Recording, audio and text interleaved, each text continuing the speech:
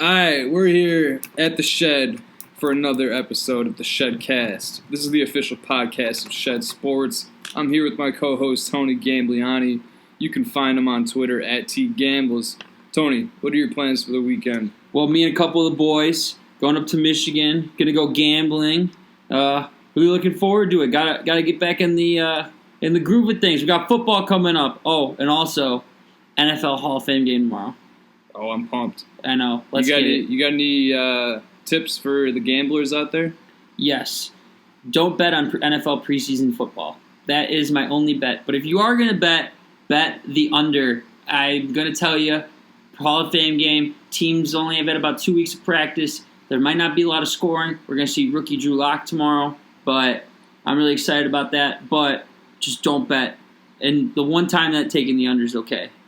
Sounds good. Again, you can find Tony on Twitter at TGamblers. You can find us on Twitter at Shed Sports. And you can also find us on the App Store. If you haven't already downloaded the Shed Sports app, go ahead and do that right now. What are you doing if you don't have it downloaded? Exactly. All right, in this episode, we're going to talk about NFL news of the week. We got some comeback players for 2019. We got some Twitter suggestions from our world-class followers on Twitter. And then we're going to break down the NFC East. All right, let's do it. Let's go.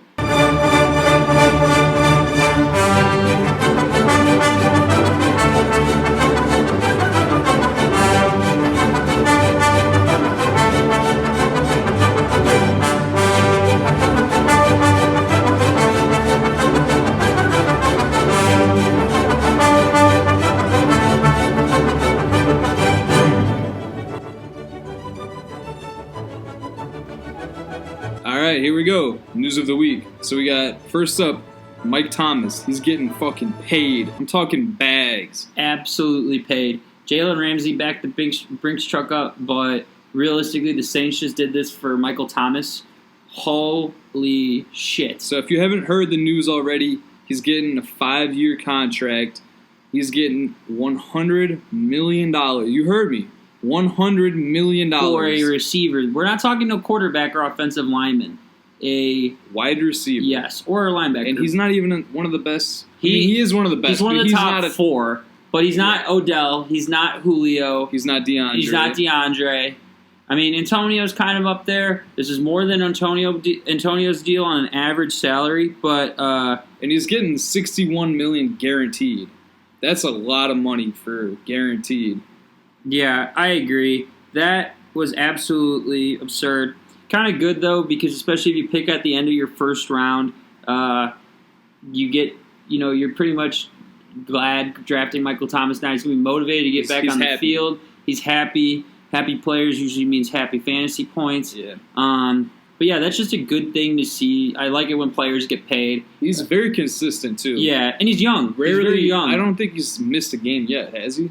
If he's been hurt, I can't back remember. that up. I don't have it off the top of my head. Yeah, he's posted over 1,100 yards the past 3 years in his 3-year career. And just for reference, though, back on the Antonio Brown deal, Antonio's deal was only about a 3-year, $50 million deal. So Mike Thomas is getting locked up for longer and making double.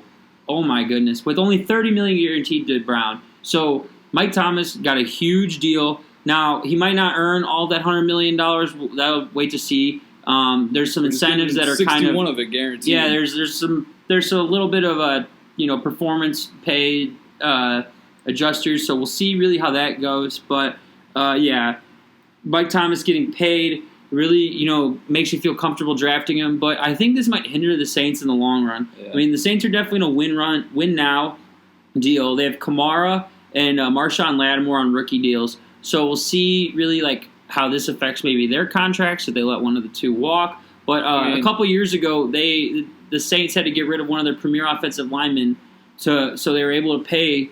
They had to get rid of Jimmy Graham, and trade for an offensive lineman because they paid Drew Brees. They just couldn't afford to pay Jimmy Graham. So we'll see really how this backfires and shoots the Saints in the face. Yeah. But, I mean, good for Michael Thomas.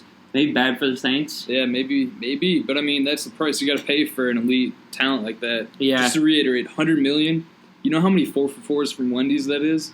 Well, let me do them. I can't do that. It's a lot of fast math. It's like I'll give you a hint. 250,000.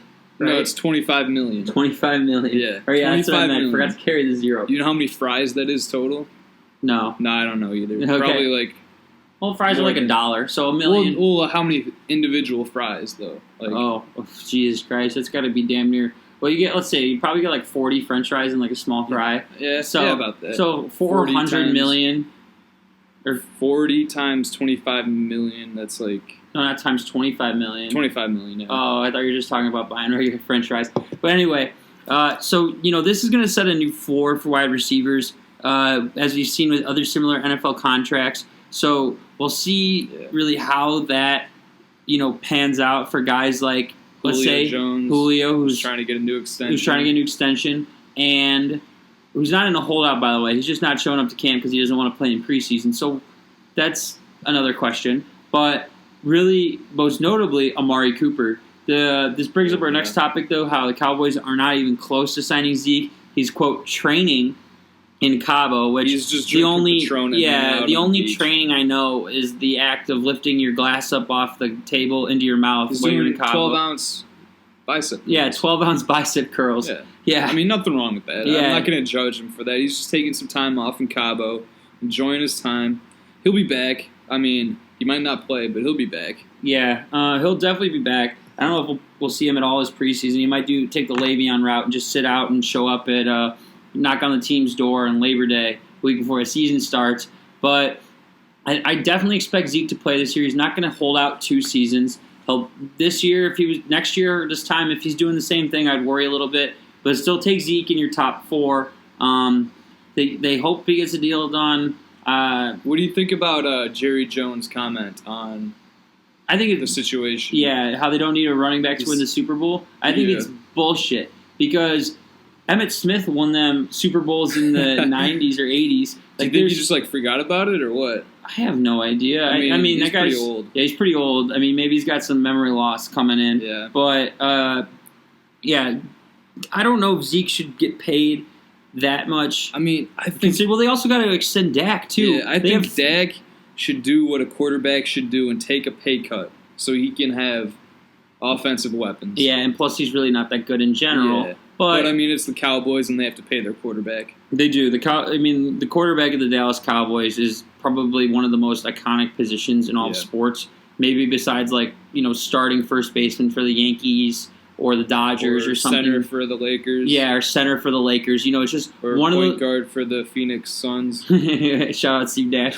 But it's just one of those coveted positions in sports that many people don't really that really want to be. So maybe that Dak might take a. I think he should for sure take a pay cut. Definitely. We'll see if Dak takes a pay cut that might allow them to keep Amari, which definitely helps Dak make the Cowboys a lot better. If they can keep that big 3 of Amari, Zeke, and Dak, I think they'll be a good offense. Right. Yeah, I agree. And that offensive line's good too. So Dak maybe take a pay cut. Zeke probably give him what he's asking and negotiate with Amari heavily. I mean, you just gave up a first-round pick for him, too. Zeke is a top 2 running back in the league. Yeah, I agree. Dak is top 15, maybe. Yeah. I mean, he's good. He's good for that system, but if you have a top 2 talent at any position, especially in offense, especially running back, wide receiver, or quarterback, you kind of have to pay them. You don't want that. You don't want him walking. You can't have him walk. No. Exactly. So in other news, though, A.J. Green got hurt. In other news of people not being able to walk. Yeah. So tell me if you heard this before.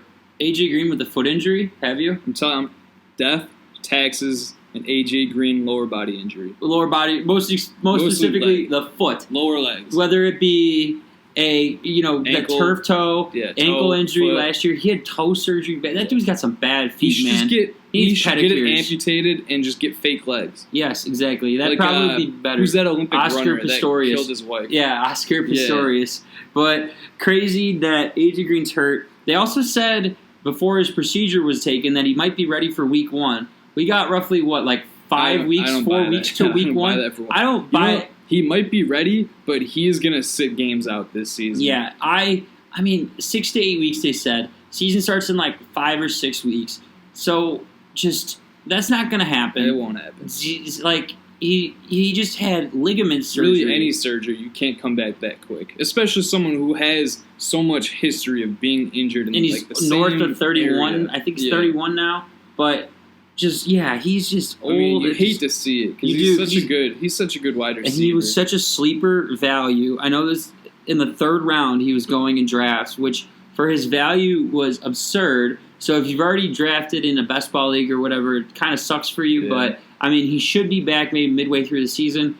Could be a nice value pick later in the draft. Where would you realistically take him in a redraft? I am not going to take him before maybe – well, I'm probably would take Tyler Boyd first, but don't have this misconception. Don't be buying Tyler Boyd like it's like Wall Street in the 1980s. Yeah, because he literally his production went down actually when AJ Green was out last year. He had fewer catches, fewer targets, fewer yards, and a fewer touchdown percentage, which is an indication that teams are doubling up on Tyler Boyd. Tyler Boyd was poised for a great season, moving to the slot, kind of playing that Brandon Cooks role, Cooper Kupp role in Zach Taylor's new offense, so because he's coming over from the Rams. So, Boyd was, poised for a really high season this year, and it just really kind of sucks that, AJ Green's hurt.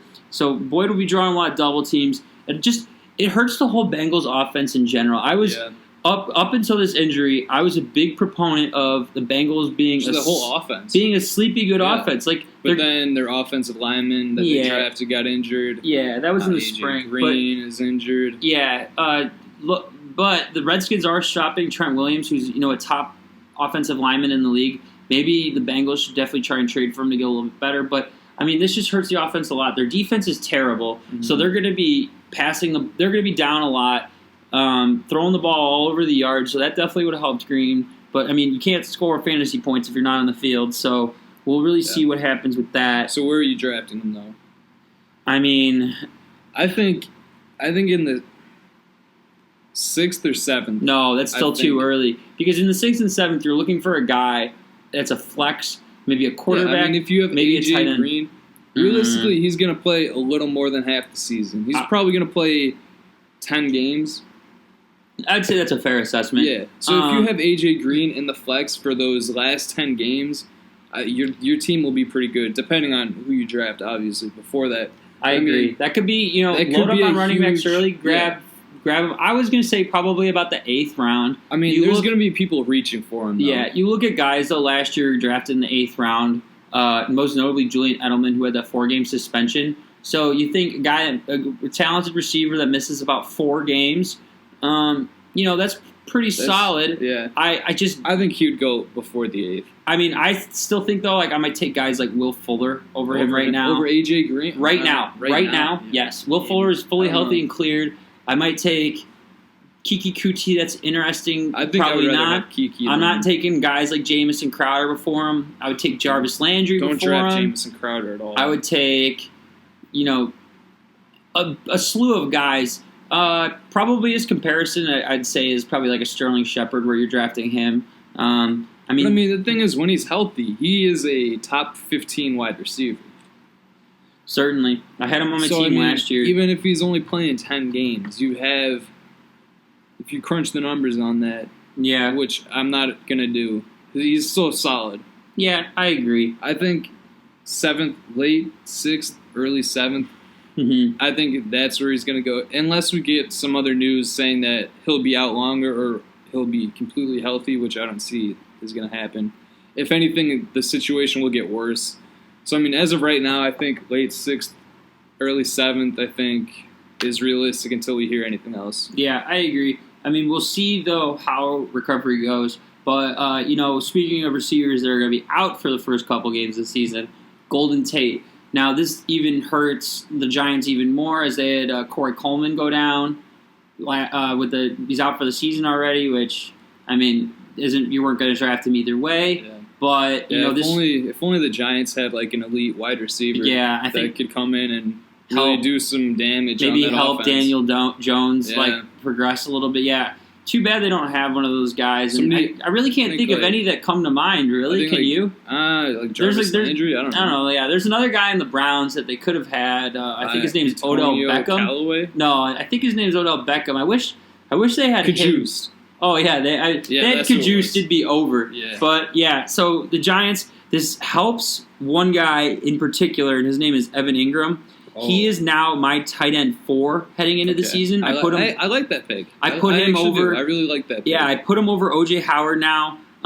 We saw this a couple years ago. All jokes aside now, when Odell Beckham was on the Giants before they signed him to trade him, which didn't make any sense, he produced a lot. He's got a whole offseason of being healthy. I think this really helps Ingram. I'd say I'd take Ingram. It might be considered a reach, but I would take Ingram in the 5th round, man. He's a dog. No, that is, I would say, he's a guy that, if one of the top 3 went down, he's one of the big 3. Be a top 3. He, pending what happens with Zach Ertz and Dallas Goedert, he honestly could even outperform Zach Ertz. So we'll really see, young quarterbacks. We'll see when Daniel Jones comes in. Young quarterbacks don't throw on the tight end. Ingram did really good with that volume he had a few years ago. Mm-hmm. But he was just banged up last year. The only thing that worries me is the quarterback situation. I mean, Eli Manning obviously is on a down slope.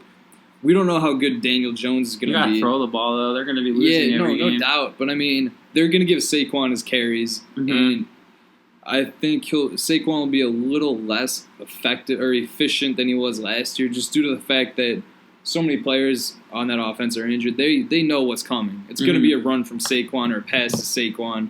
Just involving Saquon in general. But I don't know. I think Evan Ingram, top 5. Top 5 tight end, lock it in. Solid, yeah. I am going to put my chips on the table, though, and say he finishes in the top 4 tight ends this year. That's barring injury. So, that really was the news of the week. Finally, we're starting to get real news. Players looking good. Like Aaron Jones put on some muscle. Tweaked his hamstring the other day, but, it's just great to see football back. NFL Network's got great content right now. I've watched the NFL 100 pretty much every day. I've watched live from training camp, and it's just, great. I cannot wait to hear the Sunday Night Football music tomorrow night for the Hall of Fame game. I get goosebumps thinking about it. I can't wait. Yeah. So we have the actual football. Yeah, I mean, it's PG football. It'll be a little bit of real football. Yeah, it's just enough to get the serotonin in your brain going. So I mean, I love the preseason. That's just a great time. So now, thinking of guys that got injured last year, we'll keep that trend running. Comeback players of the year. There's 4 notable ones that come to our mind. Most notably, though, I would say Jimmy Garoppolo. Yeah. No, I like this pick. Yeah. I think the San Francisco 49ers have gotten some good wide receivers this offseason. Deebo Samuel, they really like him. A rookie out of South Carolina. Yeah. They have Pettis, is climbing up draft boards. People forget about Marquise Goodwin. Yeah. People forget that him and Garoppolo have pretty good connection. He was a league winner for a couple of people 2 years ago. Oh, yeah, he was for me. Yeah, he was. He was, just solid flex option. So you really got 3 solid receiving options on the Niners. You just got to pick. And then you got to be lucky and pick the one. Their running back tandem, and not in a non-fantasy sense, I think will work. Yeah. Because they got great pass catchers, and they got Matt Breida, who can run the ball pretty well. I mean, Tevin Coleman was really good in Shanahan's offense. System. I think that's going to be a really good fit. Yeah, I agree. Really good fit. And then obviously they have that elite tight end, George Kittle. Yeah, George Kittle. Who's going to be a monster. Uh-huh. But you were saying Garoppolo, yeah. Yeah. Garoppolo only played 3 games last year, had 5 touchdowns, 3 picks. He played 3 games. Not great. Not great. Completion percentage was dipped from his years past. We'll see really how good Garoppolo is. I think in Shanahan's system, he'll be pretty good. Yeah, nothing to be he could be good crazy though. about. I mean, he made Matt Ryan an MVP. Yeah, no doubt. We'll see. I like Jimmy G. He's an Illinois boy from Rolling Meadows. Didn't see him play in high school, unfortunately. Went to Eastern Illinois, so he's local. Want to see him do well. I'm a Jimmy G fan. No, Jimmy G. He was on the Patriots. So I'm a fan for life. Exactly. So, we'll see how good Jimmy G is this year. hopefully it's a good thing because, again, we're a pro Jimmy G podcast here. So if you ever want to come on the podcast, feel free to reach out to us. We would love to have you. So another injury, guys coming back from injuries, is a guy that didn't really wasn't technically out for the season, but a guy that definitely missed a lot of time last year, and that being Leonard Fournette. Now, Fournette played only a handful of games last year. His hamstring was bugging him, but when he's on the field and he is healthy, he's He's definitely an RB1. He comes in the top 12 of RBs. I think this year it could be something special. If he can stay healthy, Nick Foles said that he likes passing to Leonard Fournette. So if you're in a PPR format and you're looking for a good running back to snag in like the late second round, I think Leonard Fournette will be a good pick. Yeah, I think he might be going a little bit later than that. He's more looking like a third, fourth rounder. But, it'd be nice if you can complement like a guy like Alvin Kamara or Zeke, grab him at the beginning of the third round, and grab or a guy like Mike Evans in the second round. That's a pretty good 1-2-3 punch right there. So you just got to hope that he stays healthy. Yeah, like he played 8 games though last year, so we'll really see how good he is. He only had 133 carries. So double that, that's a 250 carry at least season. That's pretty solid. That's a really good number. That's enough to be an RB. That's a number I like to see. Carry total over 200 is something that excites me. When you're doing your projections for the season, if you could find a guy, no matter where you draft him, a guy who's going to carry the ball 200 times, tells you that the team likes him, he's good enough, and then you also have to assume that he's going to get quite a few catches. Yeah, DeFilippo came out and said their new offensive coordinator, John DeFilippo, formerly with the Vikings, doesn't really run the ball all too much. It's really why the Vikings fired him last year. Said we're going to get him out in space to catch the ball. So we'll see really how good that is. TJ Yeldon's not there anymore, so they lost I don't want to say premier, but a solid pass-catching running back. Yeah. So there's definitely going to be some backfield targets that they need to look after. So we'll see how that goes. Are you taking TJ or Shady? Neither. It's a trick question. You chose the right answer. Mm-hmm. So next we got Dalvin Cook. I think Dalvin, he'll stay healthy this year. He's a good running back. He really is. And the Vikings are a good team. They have a good defense, good overall offense. They're going to be up in games, probably late in the game. They're going to need to run the ball to run the clock out. Dalvin is just the guy to do it. Yeah, I agree. We should definitely see Dalvin, get more carries this year. They were rough. Their percentages definitely increased. I want to say by about 10-15% about run plays last year. I don't know if this correlates directly with him finally being, fully healthy at the end of the season, but Dalvin definitely is going to, get more carries this year. Zimmer, their head coach, wants to run the ball. He's an old school style football thinking. So we'll see really, how many carries he does get. But with Dalvin getting these carries, I would be more worried about drafting Adam Thielen. And, Stephon Diggs' numbers didn't really change with this, increased amount of running towards Dalvin last year. But Thielen, on average, lost about 4.5 targets a game. You can't catch the ball if you're not getting targets. So I think this really hurts Thielen a little bit. So I still have Diggs above Thielen, but God, I think it's just honestly a toss-up between those two. Yeah. So we'll really see how good he is. Yeah. So if this is truly a run-first offense, I think Dalvin could be in the top 12 running backs, being an RB1. Mm-hmm. I agree. He's going around mid-round to the second round. I want to say 15 to 16 range. So he could be a guy, if you go wide receiver in the first round, a compliment to DeAndre Hopkins or a compliment to Odell Beckham or Mike Thomas, whoever it might be. But definitely Dalvin is worth drafting this year. He was a little overdrafted last year coming off an ACL. But this year, I think, he could be a big bust. But, Dalvin's got a lot of upside, but I'm staying away. I'm just talking him up for those guys. Maybe you wanted Dalvin, but stay away from Dalvin. Guys maybe like Damian Williams will be better. Marlon Mack will be better. I'll give you that guarantee. But yeah, coming off an ACL injury isn't easy. Yeah, I agree. But I would take probably Dalvin over Joe Mixon though. To be honest with you, I think Joe Mixon kind of sucks. Yeah, I He's mean, got a great especially right now, hook, but now that's with really the recent news of A.J. Green, that offense in general is just going to not be as effective. So, I mean, that running back, obviously, in any system will take a step back. But going off those ACL injuries, we also got Geis. Yeah. Who could be a potential. Darius Geis. Yeah. LSU product. They just pump out great running backs. But we'll see really how good Geis is. They have a lot of running backs there between Chris Thompson. They re-signed Adrian Peterson. They got Geis. That offense isn't really something that too excites me and something we touched on earlier.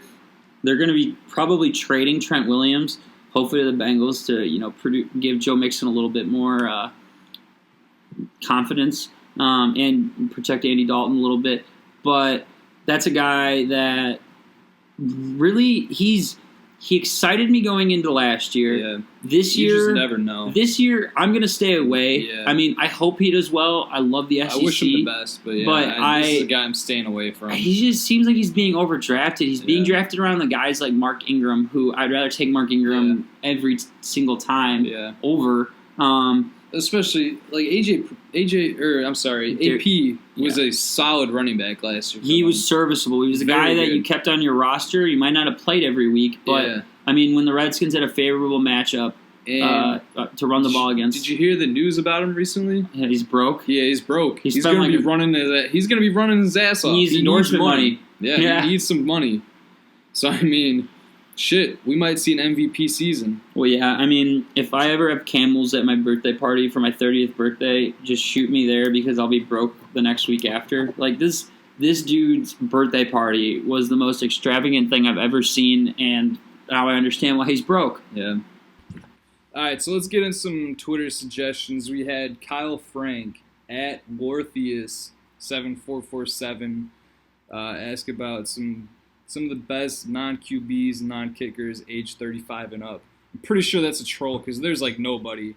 But we're going to go with just some older players in general. We're going to include QBs on this one. Ones that you should draft in fantasy. Yeah. So first one, I'm going Tom Brady. Yeah. He didn't have a great season last year, which, I mean, you have your ups and downs, but we're going to have N'Keal Harry. Julian Edelman's going to be back. I mean, Gronk's pretty decent loss, but, I mean, Josh Gordon will be back for sure. He's made some pretty good offseason improvements, especially to his arm. He's got a lot of arm strength now, so I could see Tom Brady making a break back into the top 10, top 12 quarterbacks. Yeah, that's a solid pick. It's the guy that really comes to mind, everyone thinks. But he is 34, but my guy who I think is the top, receiver, at least over the age of, we'll say 32, 33, because it's tough to find anyone, is Larry Fitzgerald. Our Cardinals are going to just simply run more plays this year, so I think that's a definite bonus. He had an okay season last year. Not really what he was worth being drafted, considering I took him in the third round, but that's for another time. Horrible pick. But, I think really he's a solid old player, I guess you could say. All-time receiving leader for the Cardinals. All-around good guy. Gives a ton of money to charity every year. But on the fantasy field, I think he'll be good this year. I mean, he's got a better quarterback than what he had thrown to him last year and a better offense. So, Fitzgerald could be a guy you target before maybe A.J. Green now. Maybe later rounds, probably like 7 or 8. Yeah. I mean, this is a guy that definitely could catch at least 70 to 90 balls this year. I mean, yeah, he's old, but he's still good. Yeah, exactly. Just last year was kind of just fucked because of Josh Rosen. I agree. Last year's void. Yeah, it never happened. Yeah. Asterisks. But other than that, I think Jimmy Graham. I mean, he's getting old. The Packers seems like he's been in the league forever. Yeah, the Packers we don't really know who's going to be the wide receiver 2 on the Packers, but there's going to definitely be some a lot of receivers with Geronimo Allison and then what's his name? Devontae Adams. Well, yeah, and wide Mark receiver 1. MVS, and then Jimmy Graham, which we didn't really see much last year out of him, but Rodgers doesn't use his tight ends, though. I mean, we got a whole new system this year, so we'll see what happens. And they also drafted a tight end too, Jake Sternberger out of A&M. So, I mean, he's got some competition, but, I mean, I wouldn't draft Jimmy Graham just because Rodgers doesn't use tight ends. But, I guess going back to another quarterback, Drew Brees, he's always a consistent. Nope. He's consistent, but I'm not taking him either. I'm QB, not wide receiver. But you can always count on him being good. Somebody's going to reach for him in your draft, though, just because it's Drew Brees. So, I mean, don't be that guy. Yeah, I agree. So then my, last pick is going to be Delaney Walker. We talked about him on last week's show, but I really like Delaney Walker. He's a guy that you could grab very, very late, substantially late, to be as probably definitely outside the top 10 of tight ends taken. But, he's a guy that definitely could put up at least 700, 800 yards, catch some balls. He was one of Mariota's favorite targets. He'll make their offense better. But yeah, we'll see really about that. Yeah, we'll see what happens. So then we have Anthony Pruhis. I don't know how to say your name, man. I'm sorry. At Pruhis1. He's asking about Miles Sanders and where he fits in on that Eagles offense. With all those running backs in that system, what do you think is going to happen? I think he's the best. You think so over Jordan Howard? I mean, Howard, they said, is looking like a beast. But Miles Sanders... Oh, shit. That's the clock. Oh, wow. All right, we got to crack some claws. 3, 2, 1. Oh, yeah. All right, that was cracking claws. We love cracking claws. Thank you to the clock. Back to Miles Sanders, though, and Jordan Howard. I think Jordan Howard's going to be the top guy in that offense. I think he'll begin the season, but, I mean, Sanders can catch the ball in the backfield. He's explosive. Yeah. He was really good at Penn State last year.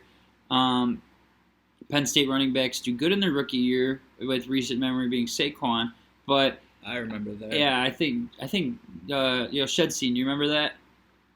Saquon being elite. Saquon? Oh, yeah. Yeah, exactly. So, I really like Miles Sanders this year. His ADP is very high. In a best ball league, I feel like his value might be a little bit higher because we might see him explode. But that Eagles offense is just so confusing. But he's, a true running back. Doug Peterson really hasn't had one of those, and he's got two now this year. So, we'll see how he fits in.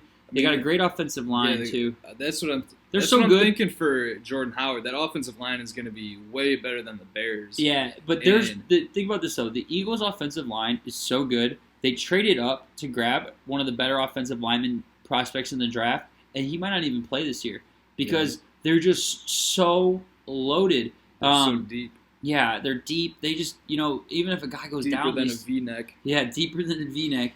And, yeah, I think he's really good. I think Miles Sanders I guess there's room for both of them in that offense. Yeah, I agree.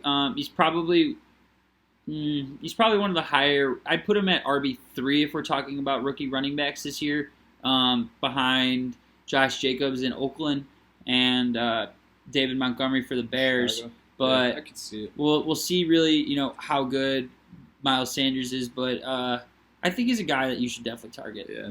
So the same guy also asked about Justin Jackson and Ronald Jones and Rojo. The Buccaneers offense. What do you think about that? I think Justin Jackson is going to be their guy. I think Justin Jackson is better of the two, but that's always take it with a grain of salt. If Melvin plays, then Jackson will definitely not get his potential that he could get right now. I mean, we do have that bet, the $10 roulette bet coming in November. Look out for that. We're going to be shooting it live at the Mirage Casino in Las Vegas, Nevada. But basically, whoever's going to have more fantasy points at the time between Eckler and Jackson. So be on the lookout for that. So I'm a very pro Jackson guy. I think I believe in him too. He'll lead, if Melvin doesn't play, he'll lead the team in carries. And I mean, he's a guy that could get 150 carries and maybe about 50 receptions, 60 receptions. So that's 210 touches. That's puts him on par to be a solid flex player. So we'll really see. But if you have an early draft and the Melvin situation still isn't clear yet, he could be a guy that you might want to take around the 10th, 11th, 12th round. But if Melvin comes back, it's not even worth drafting. But Rojo is very interesting. He's been hanging around for all this time, and he just hasn't really done anything. I don't know if I can. I mean, it was only a year. They got a better offense. They'll have a better offense than they did last year. Dirk Cutter was just horrible. So we'll really see how Arians uses him. He can catch the ball though out of the backfield. So then we also had Dante at Dante Z12 ask about the Jets. So do you want to say something about the Jets? Yeah, they play in New York. They have Sam Darnold and Adam Gase, and that was Talking Jets. Yeah, all right. All right. There you go, Dante. Yeah, Talking Jets. We love the Jets. All right, so now we're gonna break down the NFC East for fantasy positions. So, all right, are we starting? Let's go all the way north to east? south. North to south. Okay. Yes. So New York. Yeah, we're gonna start with the Giants. All right. So don't draft anybody but Saquon and Evan Ingram. Saquon RB1, player number 1. Shouldn't taken off your board overall. Number 1. Evan Ingram, I told you earlier in the podcast how 4th or 5th round. I think he could be a 5th round guy. I'd take him over the likes of Hunter Henry, and I would take him over other guys. O.J. Howard, I think those two are really a toss-up. If somebody reaches for Howard, then you might be a little bit get lucky. But I think I would take Ingram over Howard, just because we've seen what Ingram is gonna do. Yeah, but Howard's an athletic freak, man. Yeah, I don't know. I mean, yeah, we'll I watched the Bucs games last year, but Howard's good. They're gonna chuck the ball a lot. Yeah, but there's also a lot more options on that team, which really makes you wonder about really who's gonna get the ball, how many times they're gonna get the ball, and I mean Chris Godwin, they love him.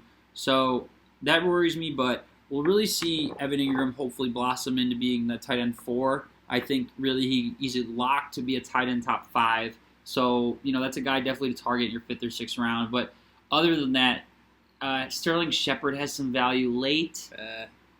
Golden Tate, not really. No.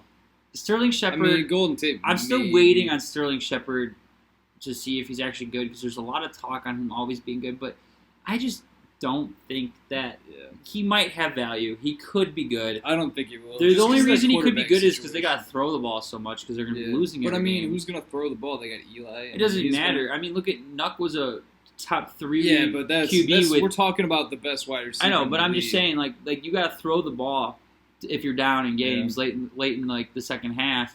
So I mean, Shepard could be a solid option. The jury's still out on him being a good fantasy player this year. We'll really see through the first 6 weeks what type of player Sterling Shepard truly is, especially once they get Tate back. But, we'll see really about that. But again, other than Ingram and Saquon, I would just stay away. Yeah, let somebody else draft. So next, let's talk about the Philadelphia Eagles. Right? Is Philly more south than Washington? You're asking the wrong guy. No, DC is the Washington Redskins. Very racist name, by the way. But the R words. The R words, yeah. We don't want to trigger anybody here. But the Redskins, they have some fantasy value. We talked about Geis earlier with Fantasy Comeback Player of the Year. They have a lot of options at running back. I mean, I think all similar to the 49ers case where they're all draftable to a sense. Yeah. But don't reach on any of them. Yeah. Geis, his ADP is really low. But he's had some injury problems, so it's kind of pushed him back a little bit, probably to like the 7th, 8th round, I want to say. So, I try to stay away from a guy like that. Which quarterback are you drafting? On the Redskins? Yeah, if any. Well, it depends. Like, in Dynasty, I'm probably going to take Haskins, because I think Haskins was the best quarterback in the draft this past year. They got a steal at 15, I think they took him at. So, are you trying to say that Daniel Jones wasn't the best quarterback? I'm trying to say that Kyler wasn't, but yeah. You don't think Kyler was? He's too short. I mean, he's like. What are you trying to say about short people? I'm not trying to say anything about short people. I'm just saying. I'm just trying to say something about short people playing in the NFL. I don't know. I think Kyler just. I don't think he's gonna be that good, man. I don't know. We'll see. I don't think he'll be as good as people are expecting him to be, but I think he'll be pretty solid. Yeah, but back on Haskins, he's very accurate, very tall, good arm, great throwing motion. He's the guy that they'll look back and we'll see a redraft 4 years from now. Who you picking at number 1? The Cardinals should have taken Dwayne Haskins, but. They also have Case Keenum and Alex Smith. And Colt McCoy. Oh, my God. Yeah, so somebody's going to get cut there. Yeah, I think Alex Smith should just retire. He had one of the most brutal leg injuries I've ever seen last year. He had such horrible luck with an infection and all this other shit. They almost had to cut off his leg. I'd stay away from any Redskins quarterback. Their running back game, though, we were talking about Geis. He's been frequently injured.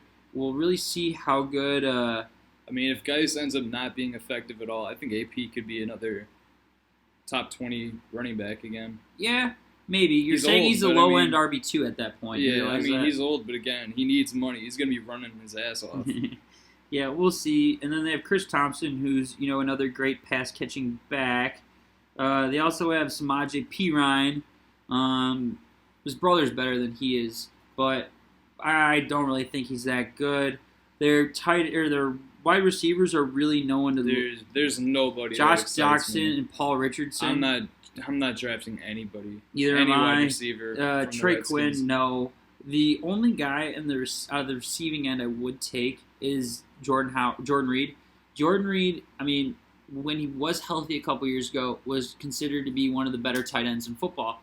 But everything kind of spiraled out of control the past 3 years. Every year, for the past 3 years, Jordan Reed has had to rehab from surgery during the offseason. This is the first year he hasn't had to do that. So there's a lot of upside with someone like that. Expect a major injury week 1 from him. No, I disagree. He's made of glass. We'll see. I mean, there's a lot of upside to him, but I mean, he's probably just gonna be a bust. There's value in drafting him late because I don't think people are even gonna draft him at all.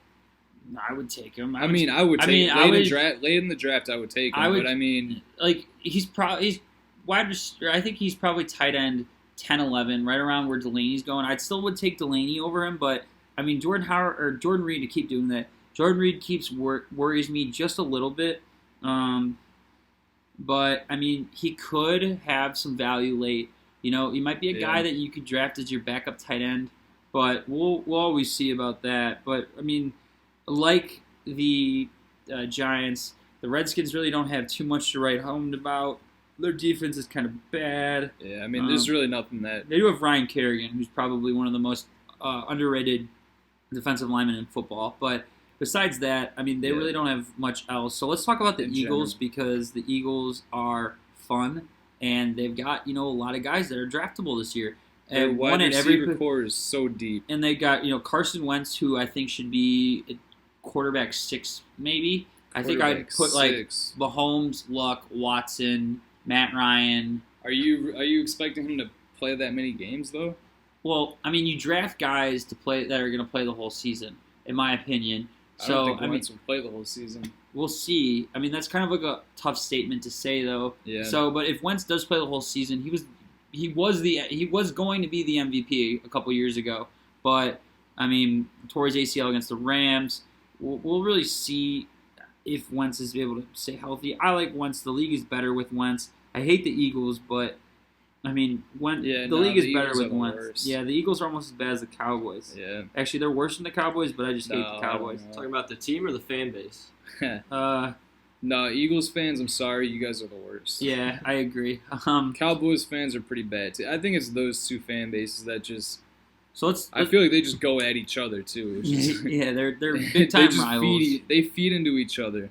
Yeah, so their running back tandem, if you will, is pretty solid, I would say. Yeah, between Howard, Sanders, and Clement. Yeah. I really expect Sanders probably to be the RB1 at the end of the year. We'll see really what their offense and what him and Howard are going to be pretty close together. I agree. I think Clement's just going to be a guy you see coming on third down a little bit, but we'll see really how much time Miles Sanders gets. I mean, they could give him the Kerryon Johnson treatment where they don't really use him for the first 6 or 7 weeks of the season, get to their bye week, and see that notice that they're a better team with Miles Sanders playing, and then just have Sanders explode. So he could be a guy that you might even be able to sweep up off the waiver wire when some owner gets pissed at him after 2 weeks for only getting 15 touches. So we'll see about that. Yeah. But I know you're worried. You're a little worried about Ertz with Goddard. With Goddard there too. So let me hear your thoughts on that. Well,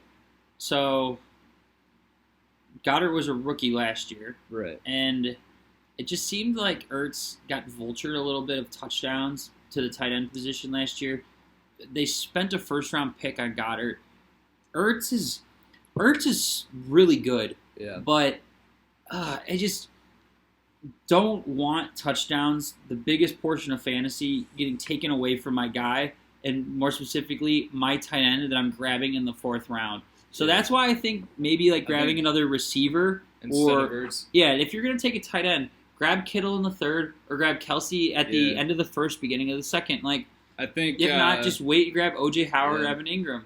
I think where Ertz is being drafted at right now is a little bit of a reach. Yeah, and I mean, Goddard is a dog. I think he went to South Dakota or South Dakota State. He's, just a really good player. Ertz is the man, though. But their receiving core is something that definitely really excites me. They got Alshon Jeffrey, Deshaun Jackson, and Aguilar. That's going to be a lot of fun. And then they also got the rookie J.J. Arcega-Whiteside, who has been impressing people at camp. Carson Wentz really likes throwing the ball to him. Now, I don't know if this is just rookie hype, but he is listed as wide receiver 4 on their depth chart, so we'll see how much he does get onto the field. I mean, there's a lot of mouths to feed there, so I don't know if he could be fantasy unless honorable. one of the top 3 goes down there. Well, I think he'll take over Aguilar's role. Yeah, I can see that happening. But like Aguilar's not that. And Jackson's just a deep threat, so when they run like a 3 wide receiver set or a 2 wide receiver set, you might see Arcega-Whiteside out there a lot. And plus, he's got a fun name, and those 2-name rookie wide receivers tend to do pretty well, unless your name is Darius Hayward-Bay. But yeah, the Eagles are all awesome. Alshon probably like 5th, 6th, 7th round range, depending on really what news. He's comes a up. lock for a top 25 wide receiver. Yeah, wide receiver 2 for sure. He's a nice compliment to have. Yeah, Deshaun Jackson could be a great flex play throughout the season. Not really too sure where he's getting drafted yet, but it's post 9 round. We'll see how good he is. I mean, that dude can just flat out fucking run. So, and Wentz has got a pretty big arm, so we'll see how good Jackson has. A little bit of a homecoming for him. I would have always liked Deshaun Jackson. Yeah. I mean, it's kind of sad to see that Foles isn't there anymore, though. Yeah, they got Nate Sudfeld as their backup quarterback. Mm-hmm. Yeah, the Eagles are something to write home about. I really like them this year. They should win that division just because the Cowboys suck. And, they're, a pretty solid team. Really pissed that they beat the Bears, so still hurts a little bit. Yeah, I'm still mad about Super Bowl 52. So, yeah, fuck the Eagles.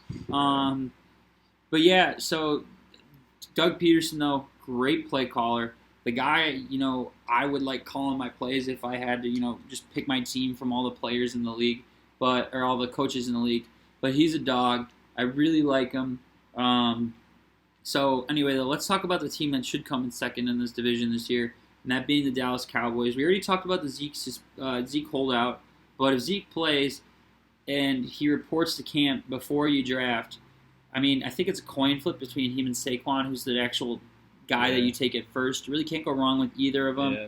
Zeke's the man. I mean, with that offensive line and how good Zeke is, you can't go wrong with either. Mm-hmm. And then they also got Amari Cooper, and who I think will be a top 15 wide receiver. At least I would even might go and say it's top 10. It could 10, be damn. A low end wide receiver 1 or a high end wide receiver 2. I mean, we haven't seen a full season of him and Dak together. Exactly. So think about this though. If you go running back, or running back, wide receiver, or however it might be, he would be a great complement to a guy probably at the beginning of your third-ish round, and just late. I think that's if he falls in your third, if he falls into your third round, you let the draft come to you, and you draft Amari Cooper, and you. And I think for the most part though, he'll be going late second, early third. I agree. I might take guys like Ty over him. But besides that, I don't know if I would take Ty over Amari. I don't know. We only had how many games with him and Dak together? 9 games, and it was pretty explosive. Yeah. So I like Cooper, and especially now that the Colts have way more options at wide receiver, I think Amari might be the better option. Yeah. Not the better wide receiver, but the better fantasy option. I don't know. I'm still taking Ty. I like Ty. Plus, he's got a great touchdown Ty dance. too. But besides that though, they got Randall Cobb. I don't know if Gallup sucks. I don't know. It could be pretty. Gallup's good. overrated. He was a rookie last year, so we'll see if he makes a jump into year 2. But I do honestly think that Randall Cobb is washed up, and I'm okay with that because I hate the Packers, and I know he's not on the Packers anymore, but fuck Randall Cobb. fuck him Once for a Packer, always fuck him a for Packer. hurting the Bears over and over again. But like he's old. They say he's lost a step, but he's under 30. So I mean, take it with a grain of salt. He's playing in the Cole Beasley position, so I think he's an upgrade from Cole Beasley. So he'll be an ownable guy. But I mean, But also at the end of the day, they have Zeke, and they're going to be running the ball a lot. So I think the only fantasy reliable option is going to be Amari for their wide receivers. yeah, and then when they're throwing the ball, it's going to be to Amari usually. And then they also got Jason Witten. Jason Witten back, out of retirement. Which I mean, he's a robot now, so I mean, he might be going for like 2,000 yards. So I don't know. Yeah, right. But Comeback season. Yeah. His last year before I went up to the booth, he actually surprised a ton of people and was really good. You know, he honestly had a really good season, over 1,000 yards, I'm pretty sure. But I just don't know if I would take Witten and trust him enough. I mean, a year off of football, he might have got his body right. He's been watching a lot of football and analyzing it. Like actually, Horribly. he's probably learned a lot. I mean, yeah, he was not good at it, but still, he's probably learned a lot about offenses and defenses just watching and analyzing. So, I mean, he could be an intriguing tight end. Yeah. And they also got Travis Frederick back. We don't really talk about too much about offensive lines, but he missed all of last season with a neck injury. Probably one of the top 3 or 4 centers in football. Just another upgrade of that offensive line. So if you could guarantee me that Zeke was playing this year, I'm taking Zeke number 1 over Saquon. Just because, not because I think Zeke's going to get more touches, because he will, but just I'm gonna trust a team with a better offensive line, a better wide receivers. Is basically Zeke. Think about it though. The Giants are gonna be facing 8-man in the box. I want to say more than anybody else in the league. I don't know about 80% of the time, because you got to also remember they're going to be throwing it deep. Yeah. So there's got to be a percentage out there judging like 8 men in the box face, and I would guarantee that Saquon's going to face the most in the league this year, and that just worries me a little bit. You know, I don't want to draft a guy that's going to have to fight through 7 people just to get 9 yards. It's just too much. A lot of injury concern with that. Exactly. So the one guy that we didn't touch on the Cowboys is their quarterback, Dak. He's a good fantasy. As much as I hate to say it, he's a good fantasy quarterback. He's very reliable. He's very consistent in how many like rushing opportunities he gets. He's not the best quarterback, obviously, but for fantasy, you can trust him. He'll be a top 15 quarterback. I agree. I don't know about top 15. I would say higher, maybe. Higher, yeah. There's some guys that I would take him over Kyler. I would take him probably maybe over Rivers this year. But you're not going to take him over Matt Ryan. You're not going to take him over, Carson Wentz. Or Tom Brady. I would take him over. You might take him over I might take him over Tom Brady. Yeah, no, I would probably take him over Tom Brady. No, I wouldn't. That's a lie. I personally wouldn't, but that doesn't mean you shouldn't. But, yeah. He's very consistent. He's reliable. That offense is obviously revolved around him and Zeke. There's a lot of rushing opportunity for him, but, other than that, there's not much to say about him. Yeah. So I agree. So closing remarks, you got any? I'm pumped for football tomorrow. We got the Hall of Fame game. Yeah, I agree. Remember, if you're going to bet on it tomorrow, bet the under. Teams don't really score in the Hall of Fame game. It's kind of just for show, but yeah, I agree. It's football, so I'll take it. Yeah. And so my closing remark is why you should take Tevin Coleman out of the San Francisco 49ers backfield. He performed really well with Shanahan in Atlanta in their Super Bowl season. I thought he might have been better than Devonta Freeman, and he can catch passes, he can run the ball. I think Tevin Coleman's in for maybe 170, 200 touch season this year. So he's the guy I would take there over Jerick McKinnon and Matt Breida. But besides that, anything else? No. All right. Well, thanks for listening, guys. See you next week.